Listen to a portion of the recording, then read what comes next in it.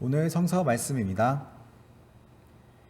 베드로가 돌이켜 예수께서 사랑하시는 그 제자가 따르는 것을 보니 그는 만찬석에서 예수의 품에 의지하여 주님을 파는 자가 누구오니까 묻던 자더라. 이에 베드로가 그를 보고 예수께 여짜오되 주님, 이 사람은 어떻게 되겠사옵니까? 예수께서 이르시되 내가 올 때까지 그를 머물게 하고자 할지라도 내게 무슨 상관이냐? 너는 나를 따르라 하시더라. 이 말씀이 형제들에게 나가서 그 제자는 죽지 아니하겠다 하였으나 예수의 말씀은 그가 죽지 않겠다 하신 것이 아니라 내가 올 때까지 그를 머물게 하고자 할지라도 내게 무슨 상관이냐 하신 것이로라. 아멘. 할렐루야. 이 자리에 오신 모든 성도님들을 환영합니다. 이제 설날이 지나고 2월이 다가왔습니다. 성도님들은 작년에 계획했던 것을 잘 실천하고 계시나요? 잘 된 경우도 있지만 그러나 잘 안 된 경우도 있습니다. 제가 작년에 계획 중에 하나가 바로 설 되기 전에 논문을 잘 쓰자는 것입니다. 그런데 이 논문 쓰기가 너무 힘들어 가끔 머리를 식힐 겸 다른 분야를 찾을 때도 있습니다. 저는 신학과 함께 미술에 관해 집중해서 공부해봤습니다. 전 미술 중에서 대가들의 작품을 참 많이 좋아합니다. 특히 특이하고 획기적인 방법으로 그린 작가들의 작품을 너무 좋아합니다. 대표적인 사람이 바로 밥 로스입니다. 최근에 저는 밥 로스의 프로그램인 그림을 그립시다 라는 프로그램을 보게 되었습니다. 이 프로그램에 나오는 앞으로 머리를 한 아저씨는 자연 환경을 그냥 붓으로 쉽게 그려냅니다. 그가 붓질을 한 번 하니까 산, 꽃, 물, 나무가 그냥 그려집니다. 밥 로스는 그림을 그리면서 항상 하는 말이 있었습니다. 참 쉽죠? 이것을 본 많은 미술학조들은 자괴감을 가지고 심한 경우에는 붓을 꺾는 경우도 있다 합니다. 이 밥 로스 아저씨께서 참 쉽죠를 쓴 이유는 자신이 그림을 잘 그린다는 우월감에서 쓴 말이 아니었습니다. 미술이 이렇게 쉬우니 당신들도 이렇게 쉽게 할 수 있습니다 라고 말합니다. 게다가 그가 wet and wet, 즉 물감이 마르지 않은 상태에서 그림을 그리는 가장 쉬운 미술 기법을 사용합니다. 다만 그가 그 쉬운 기법을 너무 뛰어나게 사용했을 뿐입니다. 이런 밥 로스의 그림을 그립시다 라는 프로그램을 통해 깨달은 것이 있습니다. 그것은 바로 인생의 그림을 그리는데 제일 중요한 것은 바로 삶에 대한 마음가짐이라는 것입니다.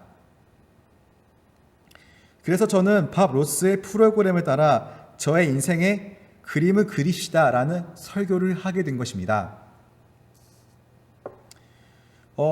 그림에 대해서 말하다 보니 또 그림에 관한 소설을 말하고 싶은 것이 있습니다.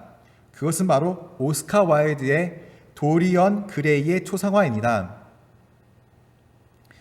이 내용은 이렇게 되어 있습니다.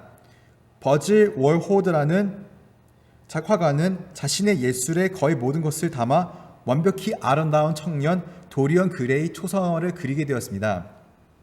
도리언 그레이는 그 초상화를 보곤 초상화는 영원히 젊고 아름답지만 자신은 점차 늙어갈 것이라며 계속 한탄했습니다. 그래서 차라리 이 초상화가 자기 대신 늙고 자기는 영원히 젊어졌으면 하는 그런 기도를 올렸습니다. 그랬더니 그 기도가 이루어져 그는 영원히 젊어지게 되었습니다. 이렇게 도리언 그레이는 그 젊음을 이용해 방탕하게 살고 아평굴에 들어가 항상 정신을 몽롱하게 살았습니다.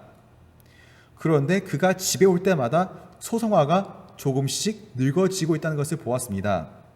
나중에 그는 자신의 라이벌을 살인하게 되었는데 그의 초상화는 정말로 말도 안 되게 추하게 되었습니다.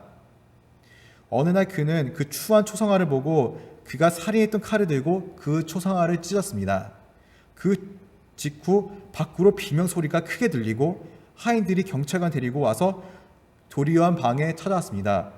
그런데 그 방 안에는 젊고 아름다운 초상화와 늙고 추악한 남자의 시체만이 남겨지게 되었습니다. 하인들은 그 손가락에 끼워진 반지로 시체가 바로 도리언 그레이라는 것을 깨닫게 되었습니다.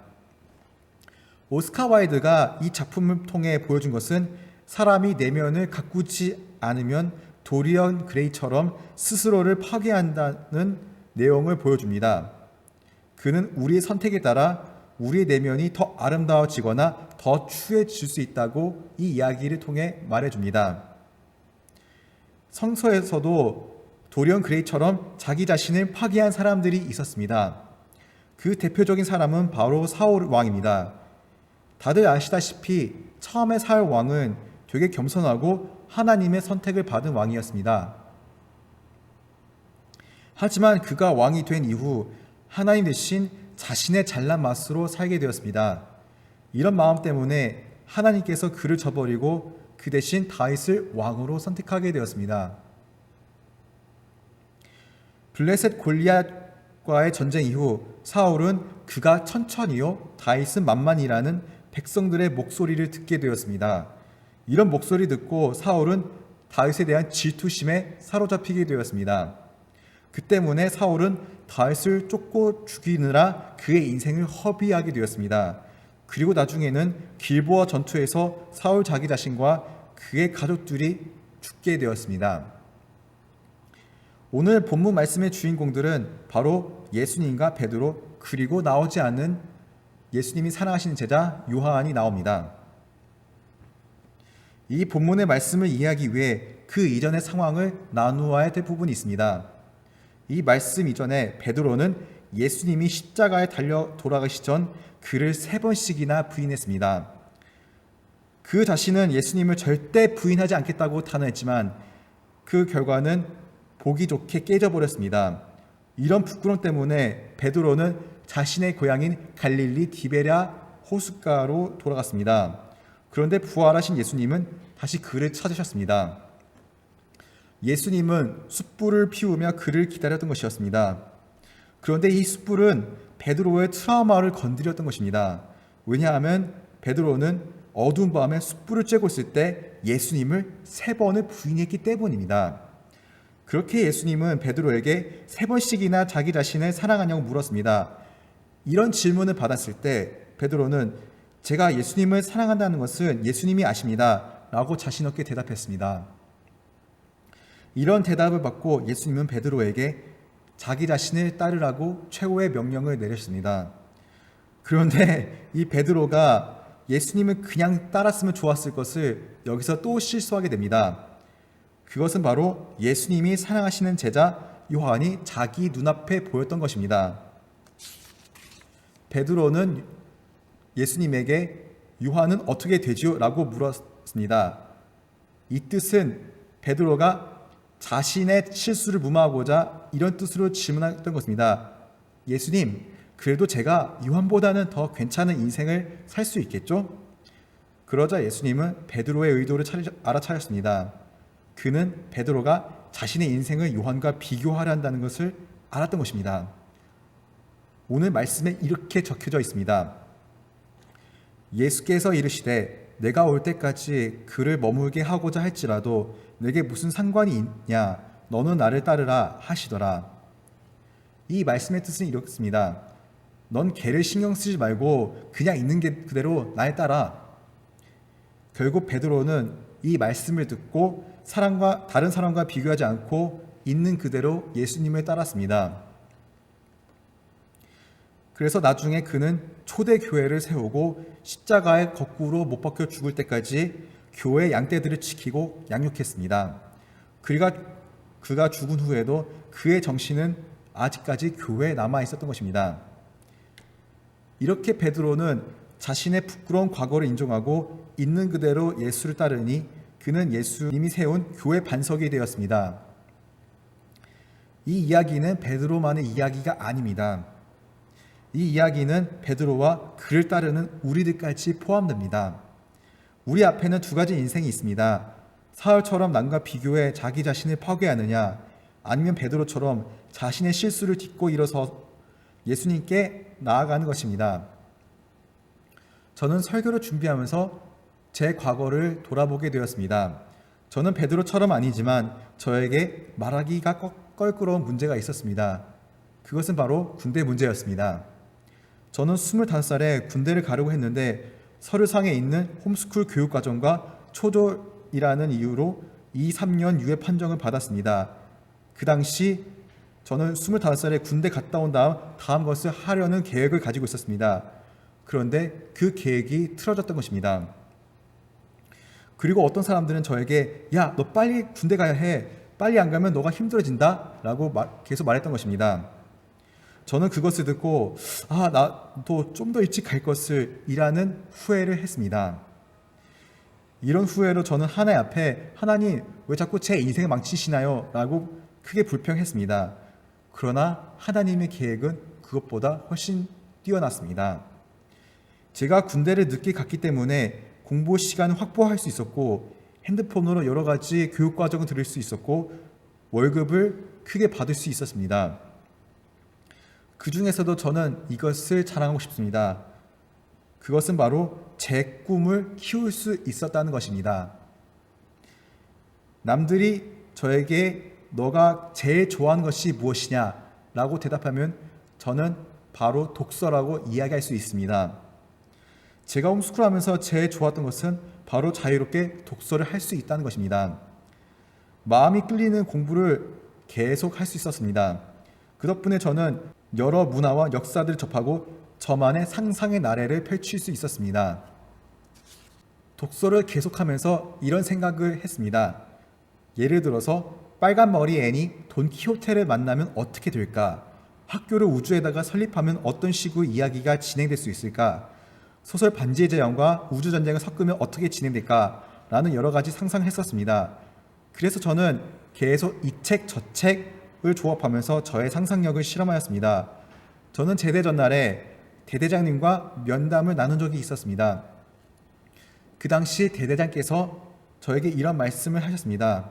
최천현 병장, 자네 책을 써보는 건 어떤가? 내가 군대 도서실에 갈 때마다 자네는 계속 그곳에서 수많은 책을 읽었는데 그 책을 모아서 자네 이야기를 써보는 것이 어떤가?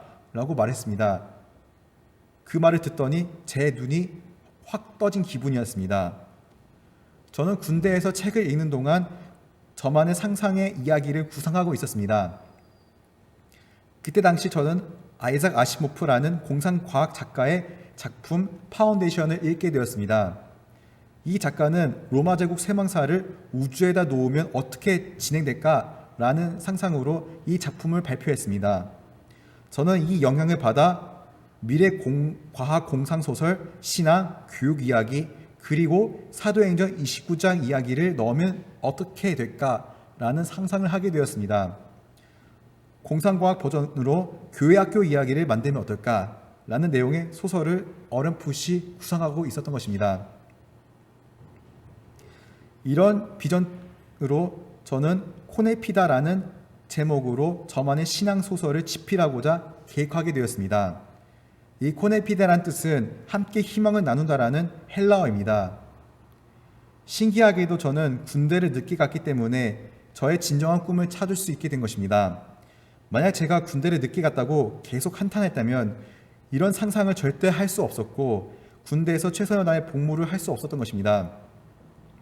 저의 원래 꿈은 교회 같은 학교를 세우는 것이 제 꿈이었습니다. 그런데 제가 군대를 늦게 가서 이런 꿈이 틀어진 줄 알았습니다. 그러나 제 마음의 소리는 저에게 이렇게 말합니다. 너가 세우고 싶은 학교를 최대한 소설로 먼저 구현해보는 게 어때? 라고 계속 속삭입니다. 이 마음의 소리 들을 때 저의 심장은 계속 고동치게 됩니다. 이러한 꿈 때문에 저는 제가 읽었던 책들뿐 아니라 중고등부 학생들의 인생을 더 세심하게 관찰할 수 있었습니다. 제 꿈은 슬픈 인생을 가진 사람들이 이 하나님의 학교에 와 기쁨 얻고 자신의 인생을 되찾는 것입니다. 과거에 대한 한탄으로 결코 하나님의 꿈을 받을 수 없습니다. 오로지 하나님과 나 자신이 독대할 때 하나님의 꿈이 내 안에 생깁니다. 저는 군대라는 어두운 밤을 통과해 하나님의 비전을 보게 되었습니다. 이번 코로나를 통해 각자마다 수많은 어려움을 직면하고 있습니다. 어려움들이 나에게 찾아올 때 내가 뭐 했길래 이런 어려움을 당해야 하는 거야 하는 마음을 가질 수 있습니다. 그리고 어떤 사람들은 남들과 비교해서 자신의 존재의 의미를 찾으려고 합니다. 그러나 주님께서 원하시는 것은 어려운 시간에도 하나님을 바라볼 수 있다는 결단입니다. 저는 어려울 때 하나님께서 저를 찾아오셨습니다. 그리고 이런 저에게 세상에서 줄 수 없는 황홀한 비전을 주셨습니다. 저는 모두 다 어려운 기간에 하나님을 만나 베드로처럼 크게 쓰이는 성도들이 되기를 간절히 기도하겠습니다. 아멘.